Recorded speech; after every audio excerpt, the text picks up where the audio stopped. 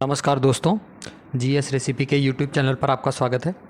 आज हम वैदिक काल के भाग 2 के बारे में डिस्कस करेंगे। भाग 1 अपलोड किया जा चुका है, पहले उसको जाके देख लीजिएगा, फिर इस दूसरी वीडियो को कंटिन्यू करिएगा। चलिए स्टार्ट करते हैं आज की वीडियो। आज की वीडियो में पहला क्वेश्चन बोल रहा है कि ऋग्वेद पढ़ी किस वर्ग के नागरिक थे। तो ये जो नागरिक थे ये थे व्यापारी वर्ग के। किस वर्ग के नागरिक थे? व्यापारी वर्ग के। इसके बारे में कुछ महत्वपूर्ण तथ्य जान लीजिए कि ऋग्वैदिक कालीन जो लोग थे वो पढ़ी लोग जो थे वो लोग पशुओं का व्यापार करते थे। किनका व्यापार करते थे? वो पशुओं का व्यापार करते थे। उसके बाद ऋग्वेद में एक स्थान पर देवताओं तथा पढ़ियों के बीच का संघर्ष भी दिखाया गया है तथा देवताओं द्वारा उनके संहार का भी वर्णन मिलता है। किनका? पढ़ी वर्ग के लोगों के संहार का भी वर्णन मिलता है। जो पढ़ी लोग थे वो हमेशा ऋण दिया करते थे, अपने जो जनता होती थी उनको ऋण देते थे तथा ब्याज बहुत ज़्यादा लगा के उनसे ब्याज वसूलते थे। इसलिए ना इन्हें वेकनाट भी कहा जाता था। क्या? इसलिए इन्हें वेकनाट भी कहा जाता था, जिसे हम सूदखोर भी बोल सकते हैं। इन्हें हम सूदखोर भी बोल सकते हैं। ठीक है, चलिए अगले प्रश्न के ऊपर चलते हैं। आज का जो दूसरा प्रश्न है, दूसरा प्रश्न बोल रहा है कि गो अपहरण के प्रसंग में ऋग्वेद में प्रमुख रूप से क्या आता है? किसके प्रसंग में? गो अपहरण के प्रसंग में जो सबसे प्रमुख नाम आता है वो किनका आता है? वो पढ़ियों का नाम आता है। मैंने पिछले बारे में भी बताया था, देवताओं के बीच में इनके संघर्ष का भी वर्णन किया गया है। ठीक है, चलिए अगले प्रश्न की ओर बढ़ते हैं। अगला प्रश्न क्या है? अगला प्रश्न बोल रहा है प्राचीन भारत में निष्क नाम से कौन जाने जाते थे? जो निष्क नाम से जाने जाते थे उनका नाम, वो किसको जाना जाता था? वह स्वर्ण आभूषण को जो है वो निष्क नाम से जाना जाता था। इसके बारे में कुछ महत्वपूर्ण तथ्य जान लीजिए। इसके बारे में महत्वपूर्ण तथ्य ये है कि सिक्कों के नियमित जो प्रचलन से पूर्व जो था, वैदिक काल से ही निष्क गले में पहनने वाला एक सोने का आभूषण होता था। फिर क्या हुआ? फिर कालांतर में ना यह व्यापारिक लेन देन में प्रयुक्त होने लगा। फिर उसके बाद क्या हुआ? फिर मौर्य युग, और ये तो वैदिक काल की बात थी। फिर उसके बाद मौर्य युग तक आते आते जो व्यापार व्यवसाय में जो नियमित सिक्कों का प्रचलन था वह स्टार्ट हो चुका था। फिर उसके बाद क्या हुआ? फिर उसके बाद सिक्के, सोना चांदी तथा ये जो सिक्के होते थे वह चांदी के भी बने होते थे, सोने के भी बने होते थे और तांबे के भी बने होते थे। ठीक है, उसके बाद क्या होता था? इन सिक्कों को निष्क कहा जाता था। जो ये नाम दिया गया है, इन सिक्कों को निष्क भी कहा जाता था या इन सिक्कों को सुवर्ण भी कहा जाता था। इन सिक्कों को स्वर्ण भी कहा जाता था। और जो चांदी का सिक्का बना हुआ होता था, ये तो सोने के सिक्कों का कहा जाता था। जो चांदी के सिक्के बने होते थे ना, चांदी के सिक्कों को क्या कहा जाता था? उनका नाम था कारसापड़। चांदी के सिक्कों को कारसापड़ भी कहा जाता था या इनको धरड़ भी कहा जाता था। ठीक है, फिर और ये चांदी का हो गया। फिर तांबे के सिक्के की अगर बात करें तो तांबे के जो सिक्के थे उनको माशक कहा जाता था। क्या कहा जाता था? उनको माशक कहा जाता था। फिर जो छोटे छोटे तांबे के जो सिक्के होते थे, जो छोटे छोटे तांबे के सिक्के होते थे, उन्हें एक तरीके से काकड़ी भी कहा जाता था। क्या? काकड़ी भी कहा जाता था। तो जितने भी महत्वपूर्ण तथ्य थे ये हो गए। अगले प्रश्न की ओर बढ़ते हैं। अगला प्रश्न क्या है? अगला प्रश्न बोल रहा है कि वैदिक काल में निष्क शब्द का प्रयोग एक आभूषण के लिए होता था, किंतु परवर्ती काल में उसका प्रयोग किस अर्थ में हुआ था? तो बाद के जब मौर्य युग आया था तो उसका प्रयोग किसके लिए होने लगा था? उसका प्रयोग सिक्के के रूप में भी होने लगा था। ठीक है, चलिए अगले प्रश्न की ओर बढ़ते हैं। अगला प्रश्न क्या बोल रहा है? अगला प्रश्न है वैदिक काल में निष्क शब्द का प्रयोग एक आभूषण के लिए होता था, किंतु परवर्ती काल में उसका प्रयोग किस अर्थ में हुआ? तो फिर से वही क्वेश्चन है, रिपीटेड हो गया। तो इसका ऑप्शन क्या हो जाएगा? इसका ऑप्शन हो जाएगा डी, आंसर नंबर डी, सिक्का। ठीक है, अगले प्रश्न की ओर बढ़ते हैं। अगला प्रश्न क्या बोल रहा है? अगला प्रश्न बोल रहा है कि निम्नलिखित में से कौन सी बात ऋग्वैदिक स्त्रियों के संदर्भ में सही नहीं है? इसमें बोल रहा है, इसमें पूछ रहा है कि कौन सा सही नहीं है, बाकी 3 सही होंगे। ठीक है, तो पहला बोल रहा है वे सभा के कार्यवाही में भाग लेती थी, तो बिल्कुल सही बात है, ये भाग लेती थी। दूसरा कथन बोल रहा है कि ये यज्ञों का अनुष्ठान करती थी, तो ये भी बात बिल्कुल सही है, ये यज्ञों का अनुष्ठान भी करती थी। फिर तीसरी बात बोल रहा है कि वे युद्धों में सक्रिय भाग लेती थी, तो ये भी बात सही है कि ये युद्धों में सक्रिय भाग भी लेती थी। तो इसका जो सही आंसर हो जाएगा क्वेश्चन के अकॉर्डिंग, इसका सही आंसर हो जाएगा आंसर नंबर डी। राजस्वला होने से पहले उनका विवाह हो जाता था, तो ऐसी बात नहीं है, उनका विवाह नहीं होता था। ठीक है, चलिए अगले प्रश्न की ओर बढ़ते हैं। अगला प्रश्न क्या बोल रहा है? इसके बारे में कुछ महत्वपूर्ण तथ्य और जान लीजिए। महत्वपूर्ण तथ्य ये है कि ऋग्वैदिक काल के समाज में जो स्त्रियों की जो दशा थी ना, वह बेकार नहीं थी, वह दशा काफ़ी अच्छी थी। बाल विवाह नहीं होते थे, बहुविवाह तथा विधवा विवाह जो था वो प्रचलित थे।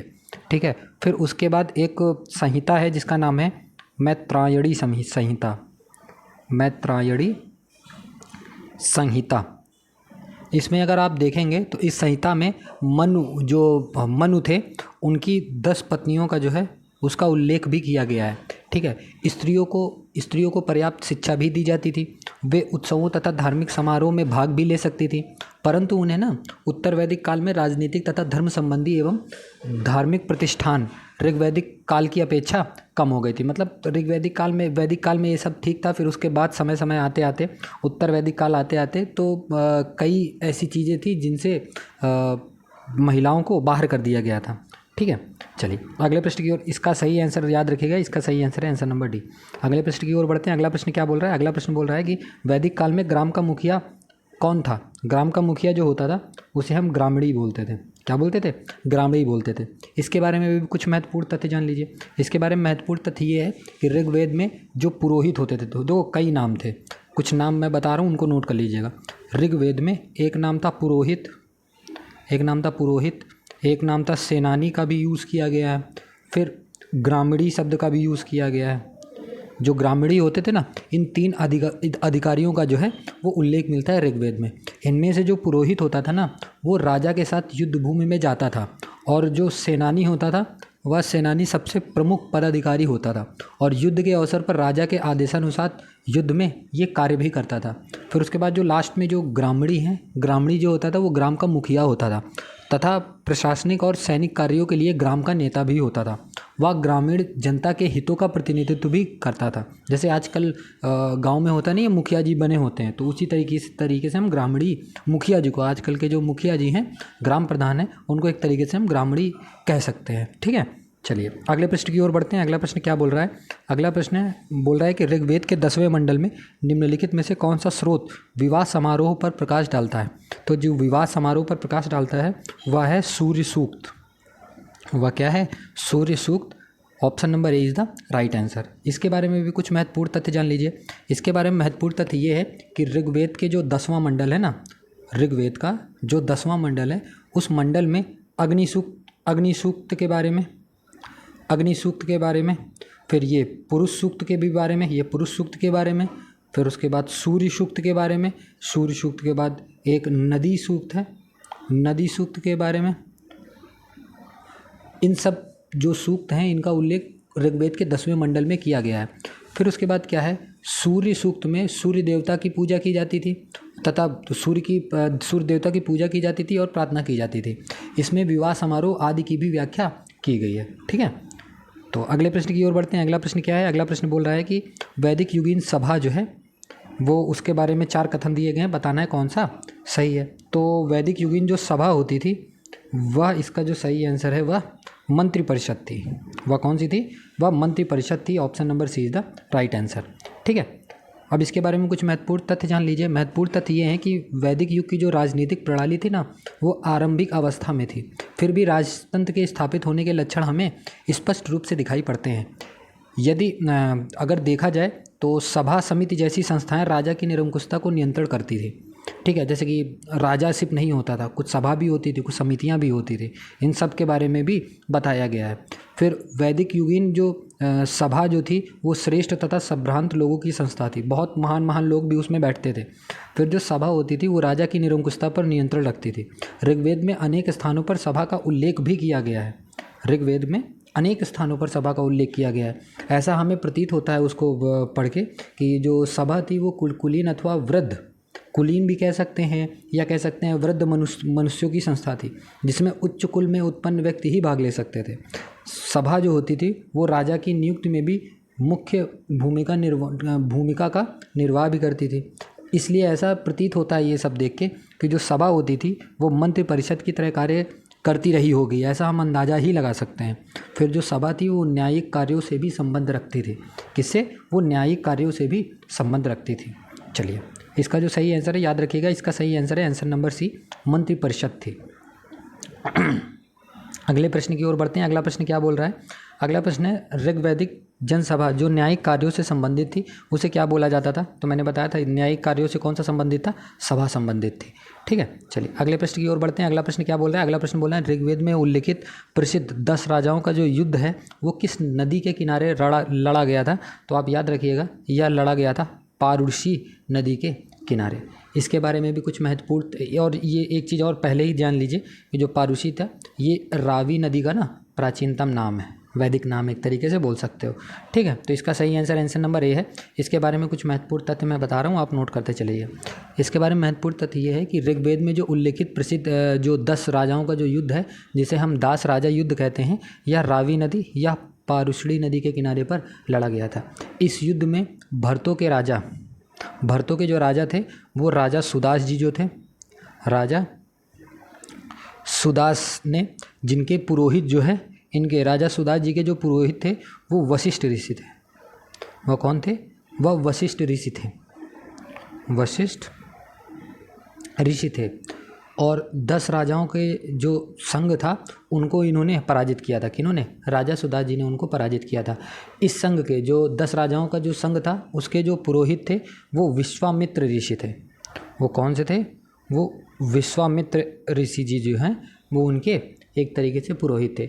इस युद्ध का उल्लेख जो है, ये जो 10 राजाओं के जो युद्ध का उल्लेख है, ये ऋग्वेद में इसका वर्णन किया गया है। और ऋग्वेद का अगर आप 7वां मंडल देखोगे, 7th मंडल अगर आप देखोगे तो 7th मंडल में इसका उल्लेख किया गया है। 10 राजाओं के इस संघ को ना 5 आर्यजन, जो 10 राजाओं का जो संघ था उसमें 5 जो है वो आर्यजन जो है वो प्रतिनिधि कर रहे थे, जिनका नाम आप नोट कर सकते हो।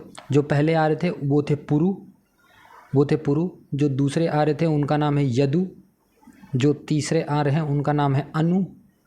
जो चौथे आर्य हैं उनका नाम है तुर्वस। और जो 5वें हैं उनका नाम है द्रुहा। ठीक है, ये जो 5 हैं वो 5 आर्य माने जाते हैं।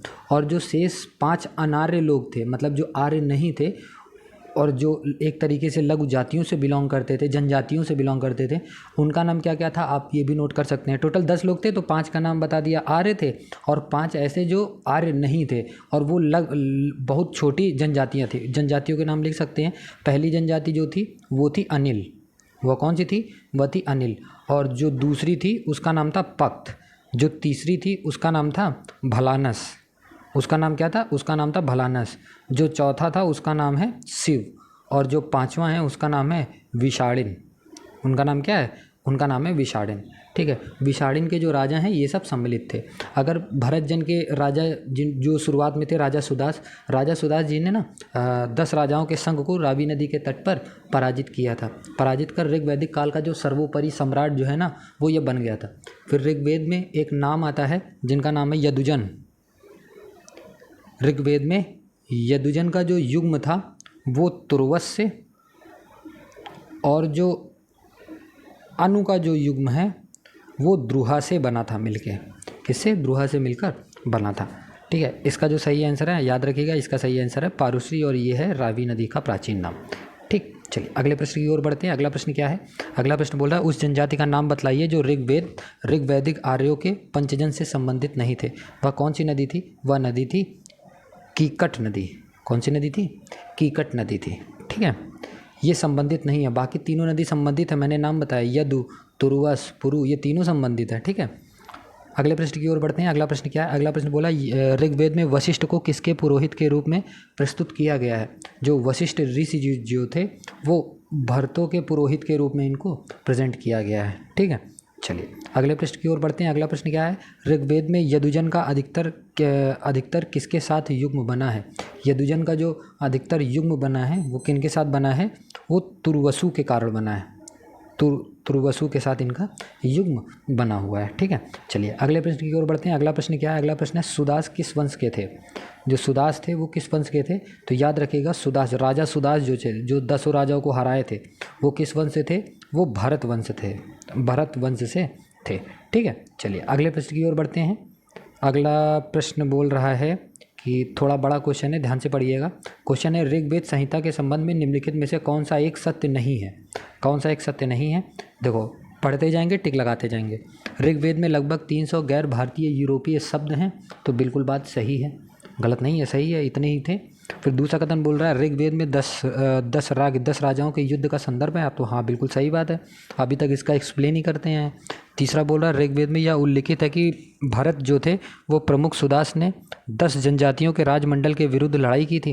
तो बिल्कुल बात, ये भी बात सही है। और जो चौथा कथन बोल रहा है 10 राजाओं के युद्ध में पुरुओं ने भरतों का साथ दिया, नहीं, भरतों का साथ कहाँ दिया था, ये तो उनके खिलाफ थे। ठीक है, तो इसका आंसर क्या हो जाएगा, इसका आंसर हो जाएगा option number D is the right answer. अगले प्रश्न की ओर बढ़ते हैं। अगला प्रश्न क्या है, निम्नलिखित में से किसने ऋग्वेद में वर्णित दास राज युद्ध में भाग नहीं लिया था? किसने इसमें भाग नहीं लिया था? तो गांधारी जो था वो इसमें भाग नहीं लिया था। ओके, अगले प्रश्न की ओर बढ़ते हैं। अगला प्रश्न क्या है, अगला प्रश्न बोल रहा है कि ऋग्वेद में उल्लिखित यव शब्द किस कृषि उत्पाद हेतु प्रयुक्त किया गया है? तो जो यव है वो जौ के लिए प्रयुक्त किया गया है। किसके लिए? जौ के लिए प्रयुक्त किया गया है।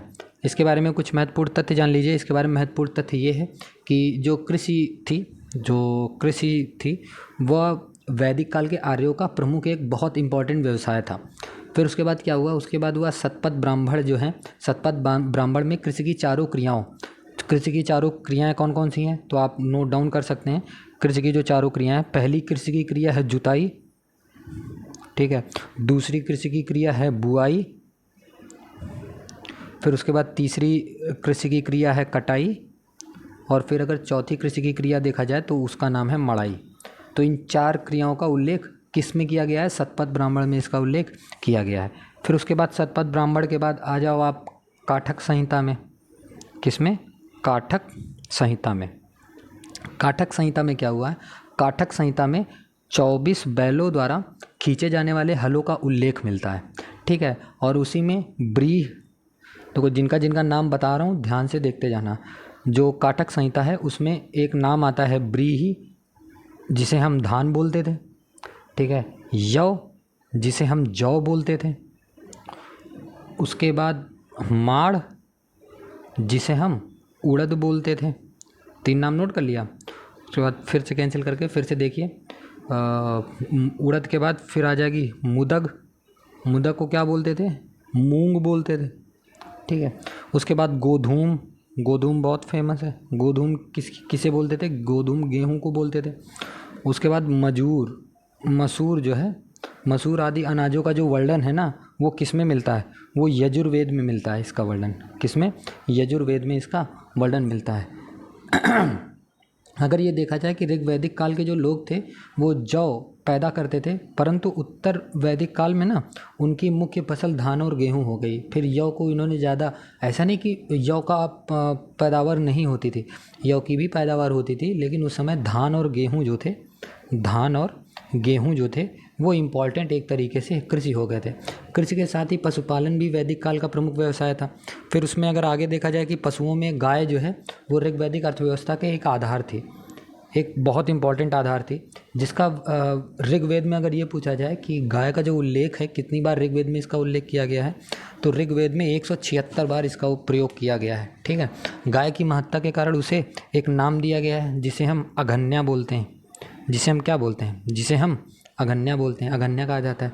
गाय एक मूल्यवान संपत्ति समझी जाती थी। गाय को लेकर अक्सर युद्ध भी हुआ करता था। गाय के अतिरिक्त जो था, एक तो गाय को पशुपालन में यूज़ करते थे, फिर उसके बाद घोड़े के बाद एक अन्य महत्वपूर्ण पशु था। अगर गाय के बाद अगर इम्पोर्टेंट पशु का नाम आएगा तो वो घोड़े का नाम आएगा। घोड़े का ही नाम क्यों आएगा? क्योंकि उस समय जो था ना, जो वैदिक लोग थे वो युद्धों में क्रमशः घोड़ों का अत्यधिक प्रयोग करते थे, इसलिए वो पशुपालन में भी इनका इस्तेमाल करते थे। इसके साथ वे लोग भेड़ भी पालते थे, बकरी भी पालते थे, भैंस आदि से भी परिचित थे। गाय के समान उपयोगी होने के कारण भैंस जो है ना, भैंस को ग्वाल भी कहा जाता था। क्या कहा जाता था? भैंस को ग्वाल भी कहा जाता था। तो इसका जो सही आंसर है, इसका सही आंसर है आंसर नंबर ए, जौ। ओके, ठीक है, चलिए अगले प्रश्न की ओर बढ़ते हैं। अगला प्रश्न क्या है? अगला प्रश्न बोल रहा है कि ऋग्वैदिक काल के प्रारंभ में निम्न में से किसे महत्वपूर्ण मूल्यवान संपत्ति समझा जाता था? किसे समझा जाता था? मैंने बताया था, जो गाय है, गाय को एक मूल्यवान संपत्ति समझा जाता था। अगले प्रश्न की ओर चलते हैं। अगला प्रश्न बोल रहा है वैदिक काल में किस जानवर को अघन्या माना गया है? अघन्या किस जानवर को माना गया है? तो मैंने बताया था अघन्या एक दूसरा नाम भी है किसका? गाय का। तो इसका सही आंसर हो जाएगा गाय है। Option number C is the right answer. फिर उसके बाद अगला प्रश्न बोल रहा है कि प्राचीन काल में आर्यों के जीविकोपार्जन का मुख्य साधन क्या था? इनके जीविका का जो मुख्य साधन था वह था एग्रीकल्चर, कृषि जो है वह इनका मुख्य साधन था। ठीक है, अगले प्रश्न की ओर बढ़ते हैं। अगला प्रश्न थोड़ा सा बड़ा है, ध्यान से पढ़िएगा। ऋग्वेद में निम्नलिखित पशुओं में किसका उल्लेख हुआ है? तो ऋग्वेद में मैंने बताया गाय का भी उल्लेख हुआ, 176 बार उल्लेख किया गया है। फिर अश्व मतलब घोड़े का भी उल्लेख है, बकरी का भी उल्लेख है, भैंसों का भी उल्लेख है। ठीक है, तो इसका जो ऑप्शन हो जाएगा, इसका ऑप्शन हो जाएगा ऑप्शन नंबर डी, 1 2 3 4 सभी सही। ठीक है, चलिए अगले प्रश्न की ओर बढ़ते हैं। अगला प्रश्न बोला है निम्नलिखित वैदिक शब्दों में कौन सा शब्द कृषि उपकरण का द्योतक जो है वो नहीं है? कृषि उपकरण का जो द्योतक नहीं है ना, वह कौन है? वह है चरसिड़ी। ठीक है, बाकी जो है, जो लांगल भी है, वृक भी है, सीर भी है, ठीक है, सब कुछ है। कुछ महत्वपूर्ण तथ्य इनके बारे में भी जान लीजिए। कुछ महत्वपूर्ण तथ्य ये है कि वैदिक युग में आर्थिक जीवन का जो मुख्य आधार था ना, वो 2 चीज़ें थी, एक कृषि था, एक पशुपालन था। यजुर्वेद के अगर मंत्र देखे जाएं, किसके? यजुर्वेद के अगर मंत्र देखे जाएं तो यजुर्वेद के मंत्रों में विभिन्न अन्नों के नाम का भी प्रयोग किया गया है।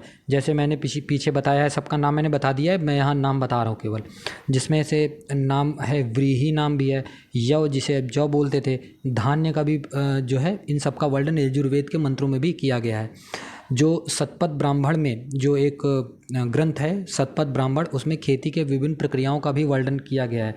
जैसे जुताई के बारे में, बुआई के बारे में, मड़ाई के बारे में, इन सब के बारे में बताया गया है। जुताई को बोलते थे करसड़, क्या बोलते थे? करसड़। जो बुआई था उसे बोलते थे वपन, और जो मड़ाई था उसे बोलते थे लूनन। ठीक है, तो और चरसड़ी भी किया जाता था। फिर वेदों में जो है ना, वेदों में लांगल, वृक, हल, इन शब्द का पर्याय शब्द भी इस्तेमाल किया गया है। यजुर्वेद में हल के लिए शीर शब्द का प्रयोग हुआ है। हल के लिए कौन से शब्द का प्रयोग हुआ है? हल शब्द के लिए शीर शब्द का प्रयोग किया गया है। और गोबर की खाद के लिए ना करसप शब्द का प्रयोग किया गया है, करसप शब्द का प्रयोग किया गया है। और जो चरसड़ी शब्द है, एक शब्द है चरसड़ी, एक शब्द है चरसड़ी, जो चरसड़ी शब्द का प्रयोग है वो भी इसी के लिए, गोबर की खाद के लिए ही किया गया है। और एक शब्द आता है सीता, एक शब्द आता है सीता, इसका जो प्रयोग है वो हल से बनी नालियों के लिए या कूड़ के लिए किया जाता था। तो इसका जो सही आंसर है, इसका सही आंसर क्या था? इसका सही आंसर था चरसड़ी। ठीक है, चलिए अगले प्रश्न की ओर बढ़ते हैं। अगला प्रश्न क्या है? अगला प्रश्न बोल रहा है कि ऋग्वेद में प्रयुक्त सीता शब्द का अर्थ निर्धारण कीजिए। मैंने बताया था सीता शब्द का जो अर्थ था वो क्या था? वो जोती हुई कूड़ से इसका संबंध होता था। ठीक है, अगले प्रश्न की ओर बढ़ते हैं। अगला प्रश्न बोल रहा है कि ऋग्वैदिक काल में जो अधिकारी एक बड़ी चारागाह पर नियंत्रण रखता था वह किस नाम से जाना जाता था? वह जो जाना जाता था वो वाज्रपति नाम से जाना जाता था। किस नाम से जाना जाता था? वाज्रपति नाम से जाना जाता था। इसके बारे में कुछ महत्वपूर्ण तथ्य जान लीजिए। जो वाज्रपति है, मैंने बताया है, ये गोचर भूमि का अधिकारी होता था, जिसका मुख्य कार्य जो होता था वो चारागाह पर नियंत्रण रखना होता था। उसके बाद अगर सेनानी की बात करें तो जो सेनानी था या प्रमुख सेनापति होता था। और जो ग्रामीणी है ना, जो ग्रामीणी है या ग्राम का एक मुखिया होता था जो युद्ध के समय राजा की सहायता करता था। और जो तीसरा है कुलपस, जो कुलपस होता था या परिवार का मुखिया होता था। तो यह परिवार जो है, परिवार का मुखिया होता था, जिसे हम गृहपति के नाम से भी जानते हैं। ठीक है, तो इसका जो सही आंसर है, इसका सही आंसर है answer number B, option number B is the right answer, Vajrapati. अगले प्रश्न की ओर बढ़ते हैं। अगला प्रश्न क्या बोल रहा है? अगला प्रश्न है निम्नलिखित में से कौन सा एक वैदिक साहित्य में उल्लेख नहीं है? ऐसा कौन सा है जिसका वैदिक साहित्य में उल्लेख नहीं किया गया है? तो किसका उल्लेख नहीं किया गया है? करसापड़ का जो उल्लेख है वो वैदिक काल में नहीं किया गया है। इसके बारे में भी कुछ महत्वपूर्ण तथ्य जान लीजिए। इसके बारे में महत्वपूर्ण तथ्य ये है कि मैंने कुछ नाम बताए थे। एक नाम था निष्क, एक नाम था निष्क, फिर दूसरा नाम था हिरण्यपिंड, हिरण्यपिंड, फिर अगला नाम था शतमान। क्या था? शतमान। इन तीनों का जो नाम का उल्लेख है ना वो वैदिक साहित्य में किया गया है। निष्क, शतमान, शतमान के बाद पाद, फिर उसके बाद एक है कृष्ण। इन शब्द ये शब्द जो हैं ये सब माप की इकाइयों के भिन्न भिन्न इकाइयाँ थी, माप को मतलब मापने के लिए। ठीक है, अगर नॉर्मल तरीके से देखा जाए तो लेन देन का जो माध्यम होता था ना, लेन देन का माध्यम गाय और निष्क को बनाया जाता था। एक मैंने नाम बताया था अभी, हिरण्यपिंड। हिरण्यपिंड एक प्रकार का कर था, या क्या था? एक प्रकार का कर था। जो शतमान है, शतमान संभवतः जो क्या था, वो चांदी की मुद्रा थी। वह क्या थी? वह चांदी की मुद्रा थी। और जो ये करसापड़ है, वो करसापड़ का उल्लेख जो है वो सर्वप्रथम सूत्र साहित्य में इसका प्रयोग किया गया है। सूत्र साहित्य में जो एक पाणिनि जो थे, एक लेखक थे, उनकी अष्टाध्यायी जो लिखी गई है, अष्टाध्यायी में जो सूत्र साहित्य है उसमें इसका उल्लेख मिलता है। ठीक है, तो इसका जो सही आंसर है, इसका सही आंसर क्या है? इसका सही आंसर है answer number D is the right answer. ठीक है, अगले प्रश्न की ओर बढ़ते हैं। अगला प्रश्न क्या बोल रहा है? भाग और बलि क्या थे? जो भाग और बलि थे ना, वह राजस्व के साधन थे। वह क्या थे? वह राजस्व के साधन थे। ठीक है, इसके बारे में भी कुछ महत्वपूर्ण तथ्य जान लीजिए। इसके बारे में महत्वपूर्ण तथ्य ये है कि जो भाग और बलि थे वह राजस्व के साधन थे। ऋग्वेद में जो बलि शब्द है ना, उसका उल्लेख जो है वो कई जगहों पर मिलता है। इस प्रकार यह एक प्रकार का धार्मिक कर था। ये जो क्या मैंने बताया, जो बलि था एक प्रकार का धार्मिक कर था जिसका प्रयोग भेंट तथा देवताओं को चढ़ावा के अर्थ में किया जाता था। बलि मुख्यतः अन्न के रूप में किया जाता था। ध्यान से सुनिएगा मेरी बात को। बलि मुख्यतः अन्न के रूप में किया जाता था, और जो भाग था वो राजा को भूमि के उत्पादन से प्राप्त होने वाले छठे हिस्से को कहा जाता था। किसे? भाग कहा जाता था। जो भाग नामक राज्य की आय का मुख्य साधन था वह जनता से अनिवार्य रूप से लिया जाता था। तो दोनों का अंतर समझ में आ गया। देखो, बाद में चलते चलते ना बहुत सारी चीज़ें बहुत चेंज हो गई। फिर बलि का मतलब भी बदल गया। अभी मैंने बताया बलि का मुख्यतः जो मतलब था वो अन्न के रूप में दिया जाता था, लेकिन बाद में क्या करने लगे लोग? पता नहीं, मारने लगे, जानवरों को भी मारने लगे, है ना। चलिए, इसका जो सही आंसर है, इसका सही आंसर है आंसर नंबर डी, राजस्व के साधन के रूप में प्रयोग किया गया है। अगले प्रश्न की ओर बढ़ते हैं। अगला प्रश्न क्या है? अगला प्रश्न बोल रहा है कि वैदिक काल में बलि शब्द का क्या अर्थ था? मैंने बताया था बलि शब्द का क्या अर्थ था? बलि शब्द का अर्थ था प्रजा द्वारा शासक को दी गई भेंट। प्रजा द्वारा शासक को दी गई भेंट इज़ द राइट आंसर। अगले प्रश्न की ओर बढ़ते हैं, और ये प्रश्न भी बड़ा है, काफ़ी ध्यान से पढ़िएगा। निम्नलिखित में से कौन सी एक ऋग्वैदिक आर्यों की लाक्षणिक विशेषता नहीं है? कौन सी लाक्षणिक विशेषता नहीं है? तो जो सही हैं उनको टिक कर लीजिए, जो नहीं है वही सही आंसर हो जाएगा। तो एक एक करके पढ़ते चलिए। वे अश्वों, रथों और कांस्य के उपयोग से परिचित थे, तो बिल्कुल सही बात है, गलत थोड़ी ना है। वे लौ के उपयोग से परिचित थे, तो मैंने पहले भी बताया ये लौ के उपयोग से परिचित नहीं थे। वे गौ से परिचित थे जो संपत्ति का सर्वाधिक महत्वपूर्ण रूप थी, बिल्कुल सही बात है। वे ताम्र और आधुनिक हल फाल के उपयोग से परिचित है, तो बिल्कुल सही बात है। तो इसका सही आंसर क्या हो जाएगा? इसका सही आंसर हो जाएगा ऑप्शन नंबर बी। इसके बारे में कुछ महत्वपूर्ण तथ्य और जान लीजिए कि ऋग्वैदिक आर्यजन जो थे वो लोहे के उपयोग से परिचित नहीं थे, बल्कि वे अश्वों, रथों और कांस्य के प्रयोग और गौ मतलब गाय आदि से परिचित थे। वे ताम्र तथा आधुनिक हल फाल से भी परिचित थे। अगर आर्यवैदिक काल में अयस शब्द का देखा जाए, अयस शब्द धातु के लिए प्रयुक्त करते थे जो तांबे का संकेतक था। जो किसको बताता था? जो तांबे को बताता था। सर्वप्रथम लोहे का जो साक्ष्य है ना, वो उत्तर वैदिक काल में एक जगह है एटा में। कहाँ पर? एक जगह है एटा में जिसका नाम है अतरंजी खेड़ा। जिसका नाम क्या है? अतरंजी खेड़ा जिसका नाम है। वहाँ से 1000 ईसा पूर्व में मिला था। किसका साक्ष्य? लोहे का साक्ष्य। ठीक है, तो इसका जो सही आंसर है, इसका सही आंसर है option number B is the right answer. अगले प्रश्न की ओर बढ़ते हैं। अगला प्रश्न बोल रहा है उत्तर वैदिक काल को किस काल सीमा के अंतर्गत रखते हैं? तो मैंने बताया था जो उत्तर वैदिक काल है उसको 1000 ईसा पूर्व से लेकर 600 ईसा पूर्व तक माना जाता है। इसके बारे में कुछ महत्वपूर्ण तथ्य और जान लीजिए। ऋग्वैदिक संस्कृति की जो पृष्ठभूमि पर आधारित एवं विकसित उत्तर वैदिक काल का जो समय है वो यही माना जाता है। ठीक है, चलिए तो अगले प्रश्न की ओर बढ़ते हैं। अगला प्रश्न क्या है?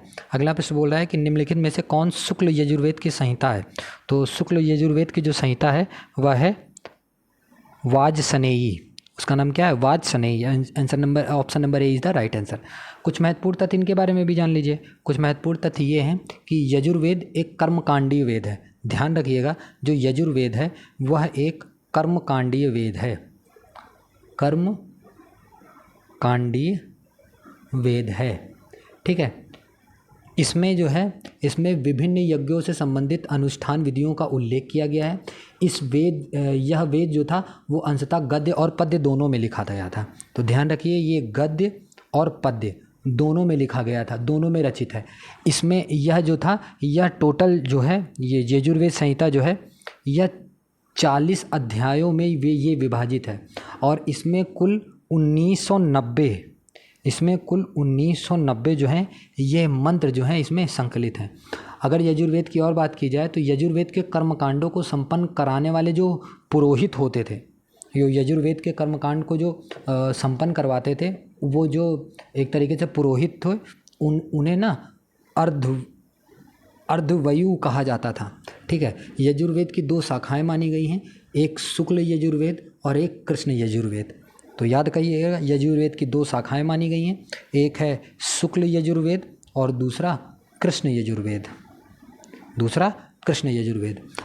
अगर हम शुक्ल यजुर्वेद को देखा जाए तो शुक्ल यजुर्वेद को ही वाजस्नेयी संहिता भी कहा जाता है। इनकी भी 2 शाखाएं थी। किनकी? शुक्ल की भी 2 शाखाएं थी। एक शाखा का नाम था काण्व्य और दूसरी शाखा का नाम था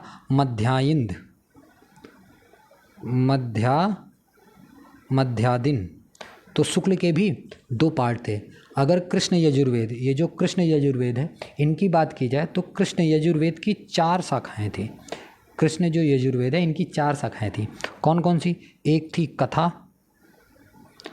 कथा, दूसरी थी संहिता, तीसरी की बात की जाए तो तीसरी थी कपिस्थल संहिता, और अगर चौथे की बात की जाए तो चौथी कौन सी थी? चौथी थी मैत्रायणी संहिता।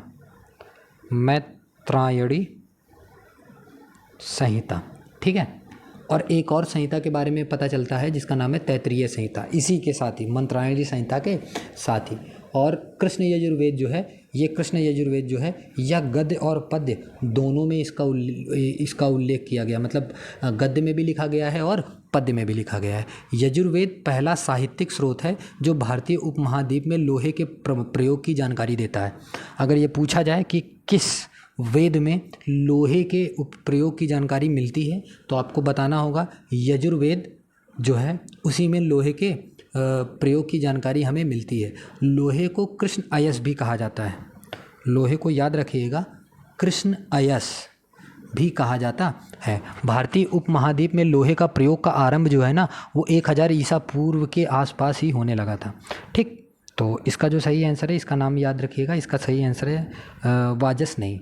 ठीक, अगले प्रश्न की ओर बढ़ते हैं। अगला प्रश्न क्या है? अगला प्रश्न बोला है यज्ञ संबंधी विधि विधानों का जो पता चलता है वह किस में पता चलता है? तो मैंने बताया था, यह जो पता चलता है यह यजुर्वेद में पता चलता है। ठीक, अगले प्रश्न की ओर बढ़ते हैं। अगला प्रश्न क्या है? मैत्रेयी संहिता का जो संबंध है यह किससे? मैत्रेयी संहिता का जो संबंध है यह यजुर्वेद से। किससे है? यह यजुर्वेद से इसका संबंध है। ठीक है, अगले प्रश्न की ओर बढ़ते हैं। अगला प्रश्न बोला निम्न में से कौन सा वेद गद्य और पद्य दोनों में लिखा गया है? तो मैंने बताया था जो यजुर्वेद है वो गद्य और पद्य दोनों में लिखा गया है। ठीक है, अगले प्रश्न की ओर बढ़ते हैं। अगला प्रश्न क्या है? अगला प्रश्न बोल रहा है कि भारतीय उपमहाद्वीप में लौह का सर्वप्रथम साहित्यिक संदर्भ किसमें मिलता है? तो मैंने बताया था यजुर्वेद जो है उसमें लौह के बारे में साहित्यिक संदर्भ में प्रमाण मिलता है हमें। ठीक है, अगले प्रश्न की ओर बढ़ते हैं। अगला प्रश्न बोला है निम्नलिखित 4 वेदों में से किस एक में जादुई माया और वशीकरण का जो है वो वर्णन किया गया है? तो वह क्या है? इसका जो सही आंसर है, इसका सही आंसर है ऑप्शन नंबर सी, अथर्ववेद जो है, अथर्ववेद में जादुई माया और वशीकरण का वर्णन किया गया है। इसके बारे में भी कुछ महत्वपूर्ण तथ्य जान लीजिए। अथर्ववेद में जादुई माया, वशीकरण और ध्यान रखिएगा सिर्फ यही नहीं, इसके साथ ही औषधियों का जो है, औषधियों का भी जो वर्णन है ना वो भी इसी में किया गया है। ठीक है, और क्या महत्वपूर्ण तथ्य है इसके बारे में? महत्वपूर्ण तथ्य ये भी है कि एक गोपद है, गोपद जो अथर्ववेद है, कौन सा? गोपद अथर्ववेद जो है, गोपद अथर्ववेद का एकमात्र उपलब्ध ब्राह्मण ग्रंथ है ये पहला। उसके बाद अगर देखा जाए तो ऋषि गोपद ही इस ब्राह्मण ग्रंथ के प्रवक्ता हैं। जो ऋषि गोपद हैं वही इस ब्राह्मण ग्रंथ के प्रवक्ता हैं। अथर्ववेद के जो उपनिषद हैं, कई हैं, काफ़ी इंपॉर्टेंट भी आपको याद रखना पड़ेगा। जैसे एक उपनिषद है मुंडकोपनिषद, मुंडकोपनिषद, बहुत फेमस नाम है, आपको पता है ना। ठीक है, दूसरा क्या है? दूसरा है प्रश्नोपनिषद। फिर उसके बाद तीसरा क्या है? मांडूक्योपनिषद।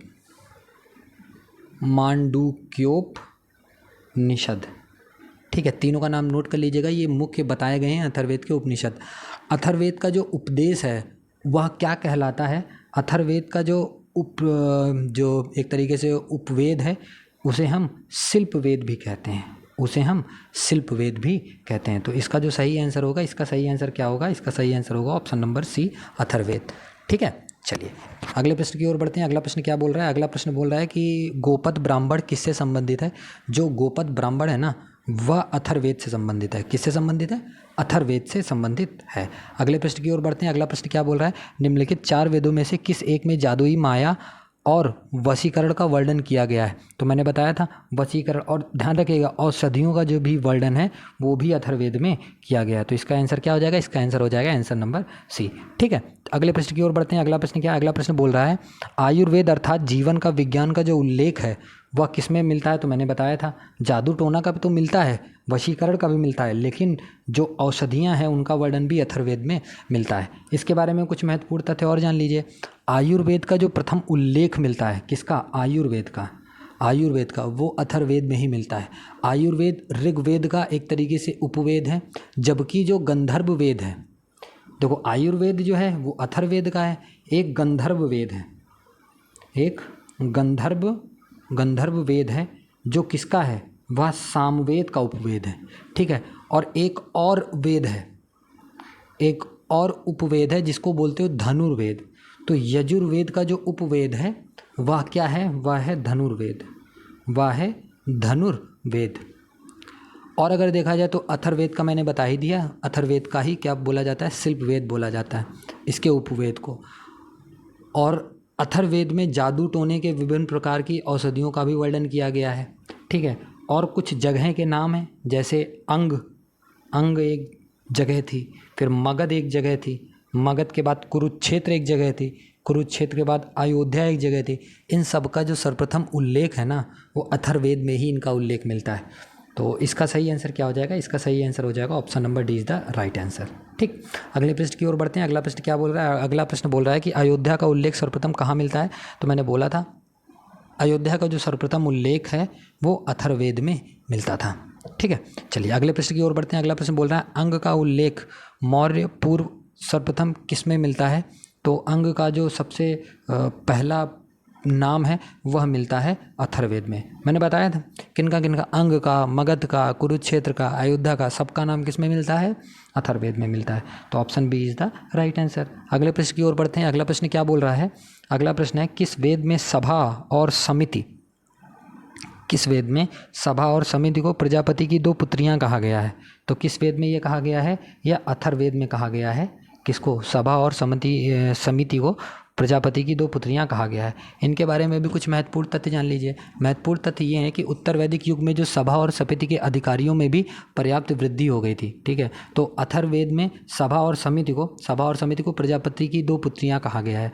इन दोनों जो संस्थाएं थी, दोनों संस्थाओं के स्वरूप के विषय में बहुत ज़्यादा विवाद है लोगों के बीच में, जिसमें से अगर आप ये कह सकते हो कि एक तरीके से बोल सकते हो एक लेखक हैं जिनका नाम है लुडविग, एक इतिहासकार हैं लुडविग। इनका विचार है कि जो सभा होती थी वह उच्च सदन होती थी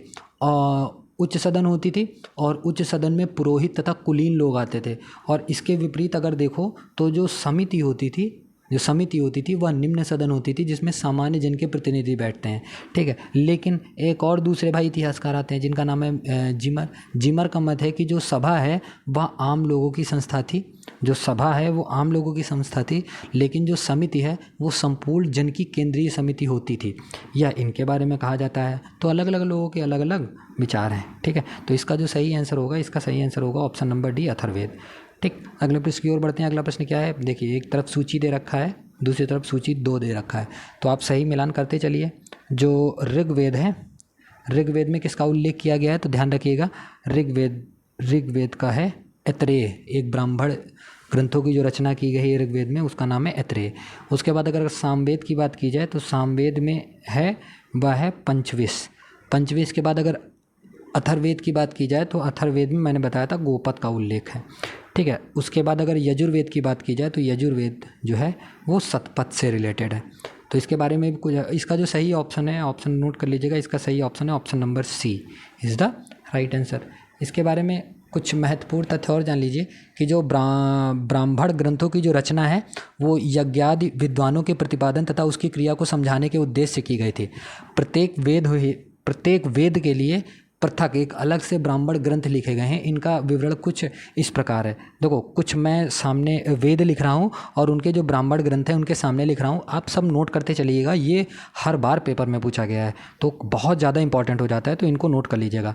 ऋग्वेद में आप नोट कर लीजिएगा, ऋग्वेद के जो इंपॉर्टेंट ब्राह्मण ग्रंथ हैं उनका नाम है ऐत्रेय, और एक का नाम है कौशितकी, और इनको हम संखायन ब्राह्मण भी बोलते हैं। संखायन ब्राह्मण भी हम इनको बोलते हैं। तो ऋग्वेद का आपने नोट कर लिया। ऋग्वेद के बाद आप सामवेद नोट करिएगा। देखो, सब मैं नहीं लिख सकता हूँ, मैंने सामवेद लिख दिया है, मैं बोलता जा रहा हूँ, आप लिखते जाइए। सामवेद में जो इंपॉर्टेंट ब्राह्मण ग्रंथ है वो है पंचविश पहला, दूसरा है तांडय, तीसरा है षड्विश और चौथा है अद्भुत व जैमिनी। उसके बाद आप तीसरा लिखेगा यजुर्वेद। यजुर्वेद में 2 प्रकार के ब्राह्मण ग्रंथ हैं, एक है तैत्तिरीय और दूसरा है शतपथ। और फिर सबसे लास्ट में आ जाइए अथर्ववेद। अथर्ववेद में जो ब्राह्मण ग्रंथ है वो है गोपथ। तो याद रखिएगा इन सब के बारे में, ठीक है। अगले प्रश्न की ओर बढ़ते हैं। अगला प्रश्न में फिर से वही दिया गया, एक तरफ वेद दिया गया है, दूसरी तरफ ब्राह्मण दिया गया है। तो ऋग्वेद में किसका उल्लेख किया गया, मैंने बताया था। ऋग्वेद से रिलेटेड कौन सा ब्राह्मण ग्रंथ है, वो कौशितकी ब्राह्मण ग्रंथ है। अगर यजुर्वेद की बात की जाए तो यजुर्वेद से रिलेटेड कौन सा है, यजुर्वेद से रिलेटेड शतपथ ब्राह्मण है। अगर अथर्ववेद की बात की जाए तो अथर्ववेद से रिलेटेड गोपथ ब्राह्मण है। और अगर सामवेद की बात की जाए तो सामवेद से रिलेटेड पंचविश ब्राह्मण है। तो इसका सही आंसर क्या हो जाएगा, इसका सही आंसर हो जाएगा option number A is the right answer, ठीक है।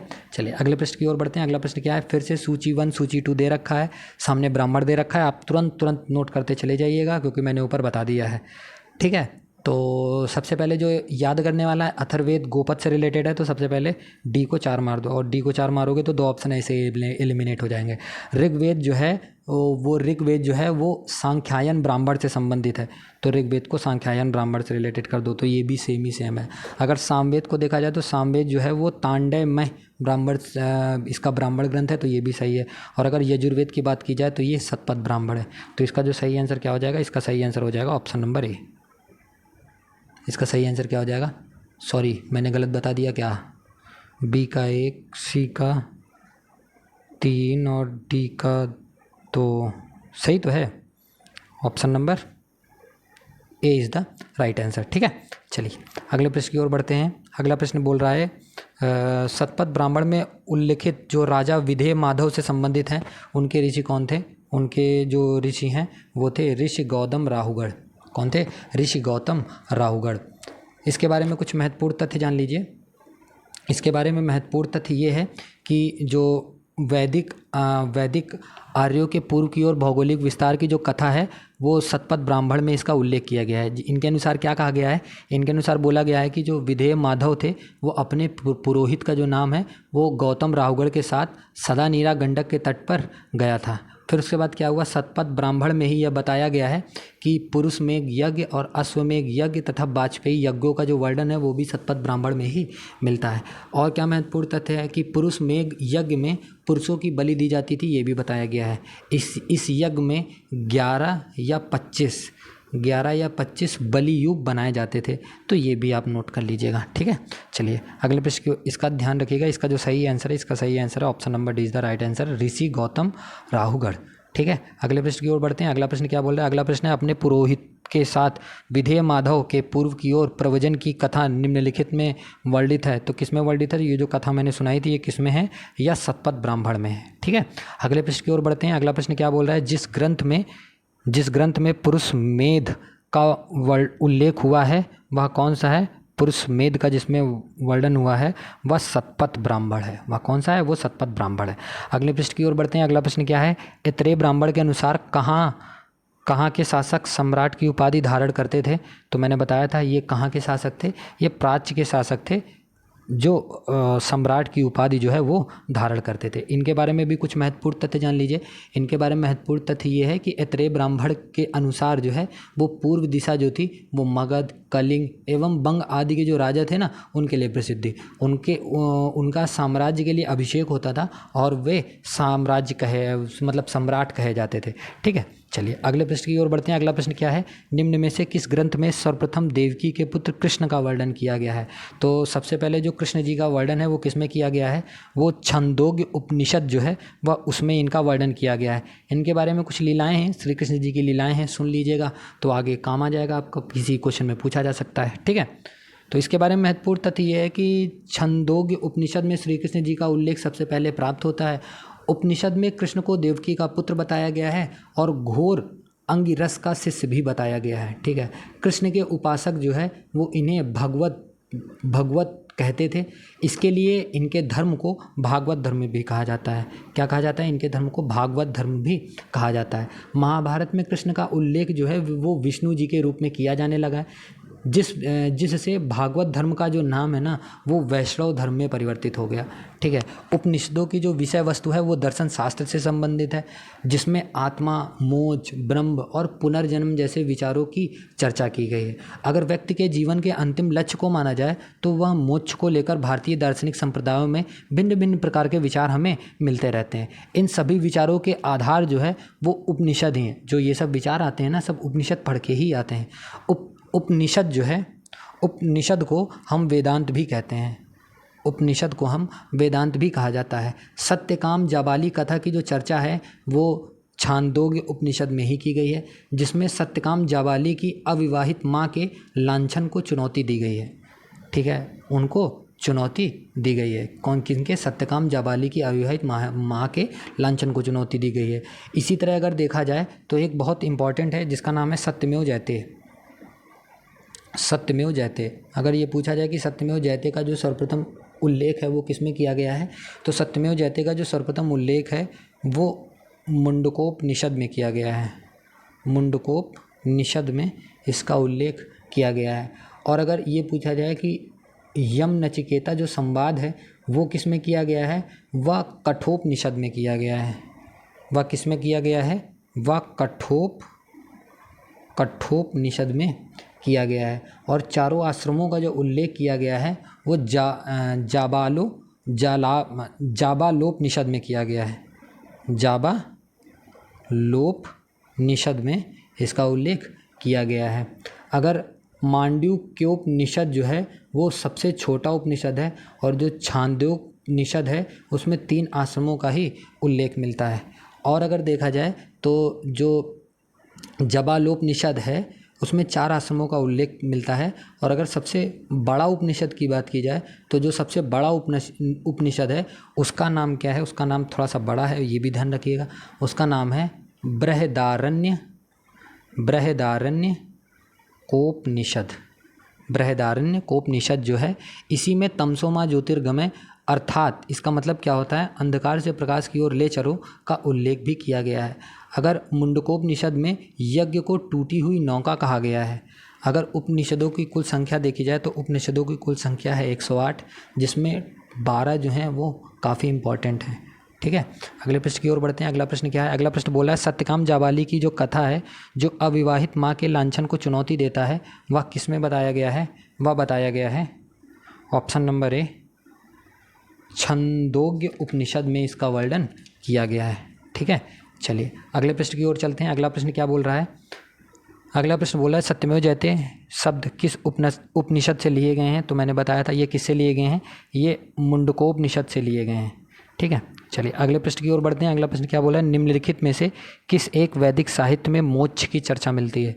तो मोक्ष की जो चर्चा है वह उपनिषद में मिलती है। किस में मिलती है, उपनिषद में मिलती है। अगले प्रश्न की ओर बढ़ते हैं। अगला प्रश्न क्या बोला है, नचिकेता और यम के बीच सुप्रसिद्ध संवाद जो है वह किस में बताया गया है। मैंने बताया था वह किस में बताया गया है, वह कठोपनिषद में बताया गया है। किस में, कठोपनिषद में बताया गया है। अगले प्रश्न की ओर बढ़ते हैं। अगला प्रश्न बोल रहा है तमसोमा ज्योतिर्गमय जो है यह जो कथन है यह मूलतः जो है वो किससे संबंधित है, यह उपनिषद से संबंधित है। किससे, यह उपनिषद से संबंधित है। अगले प्रश्न की ओर बढ़ते हैं। अगला प्रश्न बोल रहा है उपनिषद को क्या कहा जाता है। तो मैंने बताया था उपनिषद को ही वेदांत कहा जाता है। क्या कहा जाता है, वेदांत कहा जाता है। अगले प्रश्न की ओर बढ़ते हैं। अगला प्रश्न क्या है, भारत के संप्रतीक के नीचे उत्कीर्ण भारत की राष्ट्रीय आदर्शोक्ति सत्यमेव जयते कहाँ से ली गई है। तो यह ली गई है मुंडक उपनिषद से। कहाँ से ली गई है? या मुंडक उपनिषद से ली गई है, सत्यमेव जयते। ठीक है, तो याद रखिएगा ये। अगले प्रश्न की ओर बढ़ते हैं। अगला प्रश्न क्या बोल रहा है? अगला प्रश्न है, नचिकेता और यम के बीच सुप्रसिद्ध संवाद किसमें उल्लेखित है? तो मैंने बताया, पहले ही बता चुका हूँ, या कठोपनिषद में उल्लेखित है। ठीक है, अगले प्रश्न की ओर बढ़ते हैं। अगला प्रश्न बोल रहा है, उपनिषद पुस्तकें हैं। उपनिषद किसके ऊपर पुस्तकें हैं? जो उपनिषद हैं वह दर्शन के ऊपर, मतलब फिलॉसफी के ऊपर रिलेटेड है ये। ठीक है, अगले प्रश्न की ओर बढ़ते हैं। अगला प्रश्न बोल रहा है, छंदोग्य उपनिषद का संबंध किस वेद शाखा से है? तो मैंने बताया था, या किस वेद शाखा से है, या सामवेद शाखा से है। इसके बारे में कुछ महत्वपूर्ण तथ्य जान लीजिए कि वैदिक साहित्य का जो अंतिम भाग है वह उपनिषद है, जिन्हें हम वेदांत भी कहते हैं। उससे रिलेटेड एक उपनिषद है जिसे हम छांदोग्य उपनिषद बोलते हैं, जो सामवेद से संबंधित उपनिषद है। सामवेद से संबंधित अन्य उपनिषद जो हैं उनका नाम है केन। केन के बाद है जैमिनीय। ठीक है, उपनिषद गद्य और पद्य दोनों में लिखे गए हैं। इसमें ईश, कठ, मुंडक और श्वेताश्वर उपनिषद पद्य में लिखे गए हैं। जबकि अगर मांडूक, ऐतरेय, तैत्तिरीय, छांदोग्य और बृहदारण्यक और कौशितकी उपनिषद की बात की जाए तो यह प्रधानता इसकी गद्य में ही है। और अगर श्वेताश्वर उपनिषद का शाब्दिक अर्थ देखा जाए तो इसका शाब्दिक अर्थ होता है सफ़ेद घोड़ा। और इस उपनिषद के जो प्रवक्ता हैं उनका नाम क्या है? उनका नाम है श्वेताश्वर ऋषि। ठीक है, तो इस प्रश्न का जो सही आंसर है, इस प्रश्न का सही आंसर है आंसर नंबर सी, सामवेद। अगले प्रश्न की ओर बढ़ते हैं। अगला प्रश्न बोला है, निम्नलिखित में कौन उपनिषद गद्य में लिखा गया है? कौन सा उपनिषद गद्य में लिखा गया है? तो इसका सही आंसर है answer option number C, Brihadaranyaka जो उपनिषद है यह गद्य में लिखा गया है। अगले प्रश्न की ओर बढ़ते हैं। अगला प्रश्न बोल रहा है, किस उपनिषद का शाब्दिक अर्थ सफ़ेद घोड़ा होता है?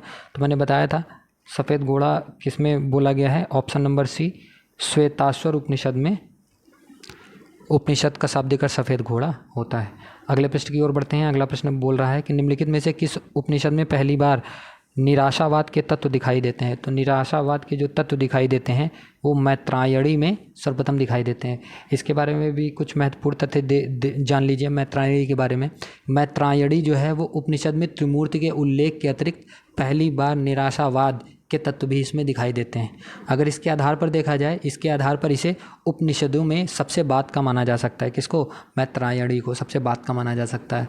अधिकांश जो उपनिषद हैं वो बौद्धकालीन, मतलब उत्तर वैदिक के माने जाते हैं। इनकी रचनाओं में क्षत्रियों की वह महत्वपूर्ण भूमिका होती थी। सर्वप्रथम किसमें एक उपनिषद है जो मैंने पहले भी नाम बताया है, जिसका नाम है जाबालोपनिषद। जाबालोपनिषद में 4 आश्रम बताए गए हैं।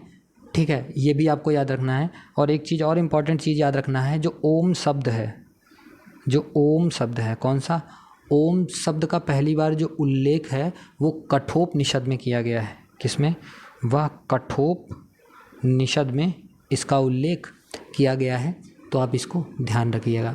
उपनिषदों में अगर दार्शनिक क्षत्रिय राजाओं का भी वर्णन मिलता है। दार्शनिक क्षत्रिय राजा जिनके पास ब्राह्मण भी शिक्षा ग्रहण करने के लिए आते थे। एक और उपनिषद है जिसका नाम है बृहदारण्यकोपनिषद। इसमें काशी के राजा अजातशत्रु के बारे में बताया गया है, जिनसे ब्रह्म ज्ञान की शिक्षा लेने के लिए ब्राह्मण भी आया करते थे। और इसी उपनिषद से यह भी पता चलता है कि एक नरेश थे पांचाल के नरेश थे, जिनका नाम था प्रवाहन जयविली। जिनका नाम था क्या?